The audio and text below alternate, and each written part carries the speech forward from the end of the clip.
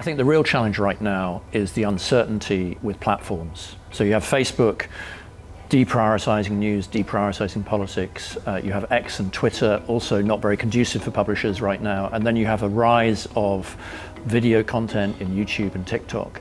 And taken together, this means that there are fewer referrals going to publishers. So the referral traffic that publishers have relied on is drying up. And that's even before you get to the disruptions to search, which we think is coming with artificial intelligence.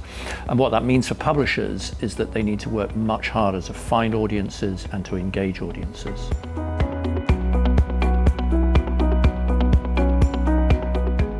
Part of the reason for increasing news avoidance is the state of the world, just the difficult environment we're going through, whether that is climate change, we've lived through COVID, a cost of living crisis. And so this sort of sense that the news is relentlessly depressing and bad for people's mental health is part of it. But then also I think it's what publishers are doing as well, which is quite often bombarding people with more news when what people really want is more understanding and more context. So there's a challenge for publishers, I think, in terms of how you balance telling people bad news without depressing them too much.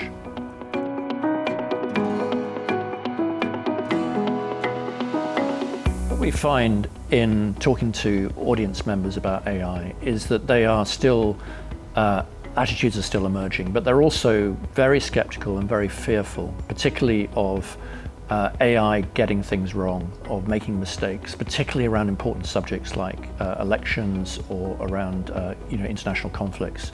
On the other hand, they understand that AI could bring some benefits and could make the news process, for example, more efficient. So it's really a question, I think, for publishers of balancing the innovation and the potential of AI without undermining trust.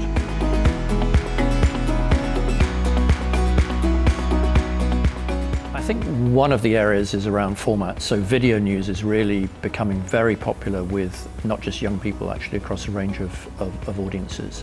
And that's because people find it really convenient and very accessible. And this issue of making news more accessible also applies to the tone of voice and also the type of news. So it's not just about the latest news, the breaking news. It's also about providing context and providing inspiration and hope for people as well. So this is where we're seeing growth.